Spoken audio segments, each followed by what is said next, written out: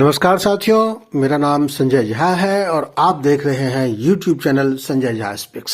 साथियों, आज हम बात करते हैं अपने बिरसा भगवान की। आज न यूक्रेन की बात करेंगे, न रूस की लड़ाई की बात करेंगे, न इंडोनेशिया के बाली शहर में चल रहे G20 शिखर सम्मेलन की बात करेंगे। दोस्तों, आज हम बिरसा भगवान की बात इसलिए करेंगे कि आज उनकी जन्म जयंती है। आज हम आदिवासी आदि गौरव दिवस मना रहे हैं। इसकी घोषणा पिछले साल मोदी सरकार ने की थी। बिरसा भगवान की जयंती आज 15 नवंबर 1875 में उनका जन्म हुआ था और उनका आज जो है उनका जन्म दिवस है, तो हम आदि गौरव दिवस मना रहे हैं। तो दोस्तों, हमें बिरसा भगवान को याद करना चाहिए और साथियों, बिरसा भगवान के साथ को याद करने के साथ साथ हम बिहार की उस परंपरा को भी नमन करते हैं जिस परंपरा में इंसान ने अपने महान कर्मों के बल पे देवत्व को प्राप्त किया।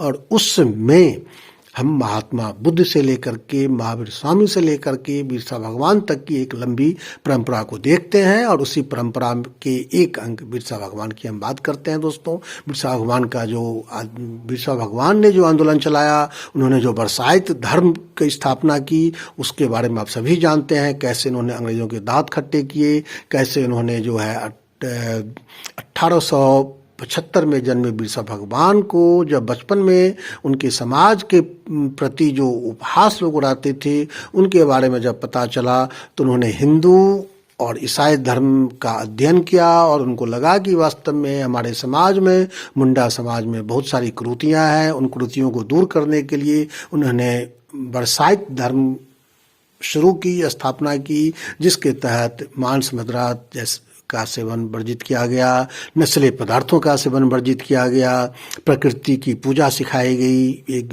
निर्धारित दिवस पे गुरुवार को फूल और पत्ती तक तोड़ने पर पाबंदी लगा दी गई और उसके जरिए बिरसा भगवान ने अपने समाज को, मुंडा समाज को संगठित किया। उसके बाद जब वो मुंडा समाज संगठित होने लगा, तब उनकी टक्कर, बिरसा भगवान की टक्कर अंग्रेजों से हुई, जमींदारों से हुई, जागीरदारों से हुई।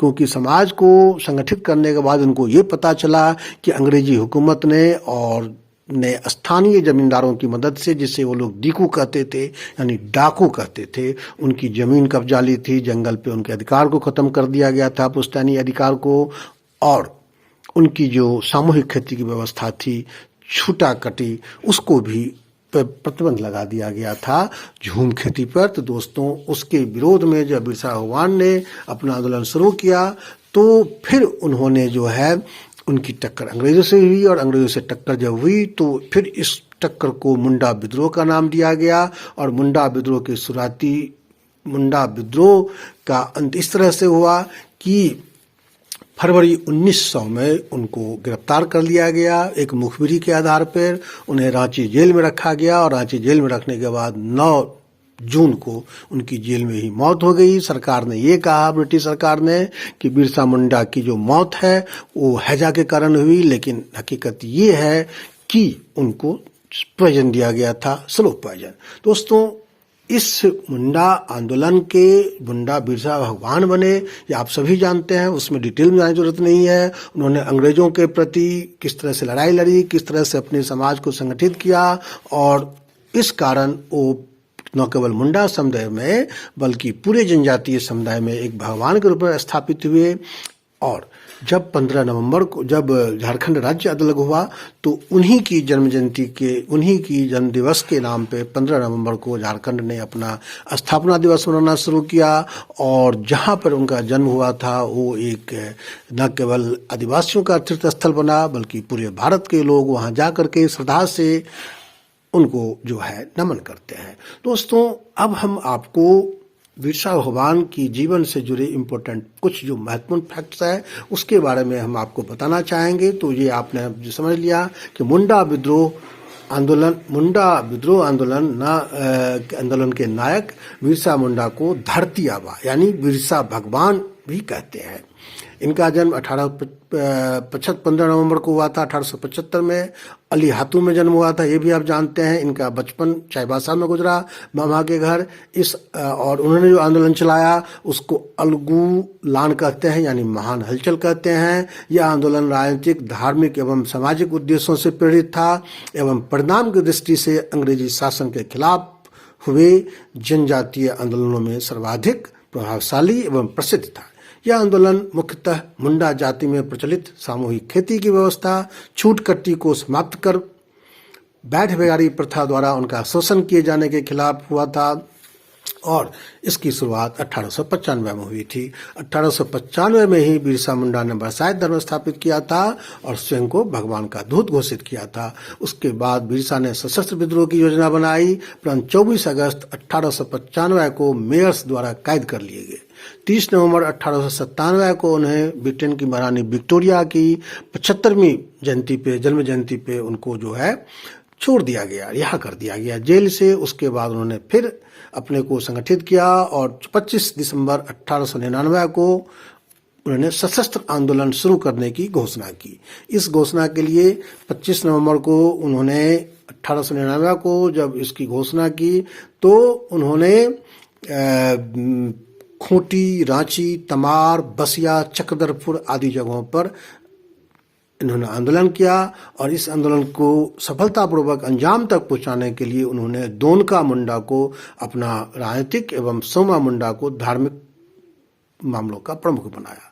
इनके प्रमुख सहयोगी थे गया मुंडा, जिसको इन्होंने अपना सेनापति बनाया। उसके बाद जेहन मुंडा को, रीढ़ा मुंडा को, पंगू मुंडा को, पंडू मुंडा को, टीपरू मुंडा को, डेमका मुंडा को, हाथेराम मुंडा को इन्होंने सलाहकार बनाया। फिर उसके बाद उन्होंने कई सारी लड़ाइयाँ लड़ी अंग्रेजों के खिलाफ और खूंटी, तोरपा, बुंडू, कर्रा, रांची, सिसाई, बसिया और आदि क्षेत्रों को अंग्रेजों से खाली किया। लेकिन दोस्तों इस आंदोलन के बीच में ही बिरसा मुंडा को 3 फरवरी 1900 ईस्वी में 3 फरवरी 1900 को बदगांव के जगमोहन सिंह के आदमी, बदगांव के कुछ लोगों की मुखबिरी पे उनको गिरफ्तार कर लिया गया और गिरफ्तार करने के बाद उन्हें जेल में, रांची जेल में रखा गया और 9 जून 1900 को इनकी मौत हो गई। मौत की वजह अंग्रेजों ने ये बताई कि हैजा से इनकी मौत हुई है, लेकिन ऐसा कहा जाता है कि इनको स्लो पॉइजन दिया गया क्योंकि अपने आंदोलन के दौरान बिरसा मुंडा न केवल मुंडा समाज में बल्कि हो, उरांव, संथाल जितने भी वहाँ के लोग थे, पूरे आदिवासी जनजातीय समाज में एक देवता के रूप में स्थापित हो चुके थे। इनका जो प्रभाव क्षेत्र था वो बिहार और झारखंड से निकलकर पश्चिम बंगाल, उस समय के बंगाल, उसके बाद जो है उड़ीसा और आंध्र प्रदेश के आदिवासी इलाके तक फैल चुका था। अंग्रेजों को लगा अगर ये जिंदा रहेगा तो ये हमें परेशानी खड़ा कर सकते हैं बिरसा मुंडा, तो इसलिए उनको जहर दे दिया गया और उनको जहर दे करके, स्लो पॉइजन दे करके उनकी एक साजिशन उनकी हत्या की गई दोस्तों। लेकिन बिरसा मुंडा जिस कारण उन्होंने सशस्त्र विद्रोह किया था उनमें सबसे प्रमुख था आदिवासी समाज की भलाई और उनके जो पुश्तैनी जंगल पर अधिकार थे उस अधिकार की रक्षा। तो दोस्तों इसको अंग्रेजों को मानना पड़ा। 1902 में गुमला को, 1903 में खूंटी को सब डिवीजन बनाया गया और फिर 11 नवंबर 1908 को छोटा नागपुर काश्तकारी अधिनियम लागू किया गया, जिसके तहत छूट कोटी जो उनकी जो सामूहिक खेती की प्रथा थी उसको वैलिड किया गया और साथ में ये भी नियम बनाया गया कि जनजातीय समाज का जो जमीन है वो दूसरे को हस्तांतरित नहीं किया जा सकता है और साथ में जंगल पे उनके पुश्तैनी अधिकार को भी, जनजातियों के पुश्तैनी अधिकार को मान लिया गया। तो दोस्तों आज 15 नवंबर है और आज बिरसा भगवान का जन्म दिवस है। आज हमारी राष्ट्रपति द्रौपदी मुर्मू उनके गांव में जाकर के उनको श्रद्धांजलि देंगी। तो हम भी बिरसा भगवान को श्रद्धांजलि देते हैं और इसलिए हमने ये वीडियो बनाया है। दोस्तों उम्मीद है कि आपको ये कंटेंट अच्छा लगा होगा। अगर ये कंटेंट आपको अच्छा लगा है तो मेरे वीडियो को लाइक कीजिए, इस चैनल को सब्सक्राइब कीजिए। Thank you. आपका दिन शुभ हो। जय हिंद।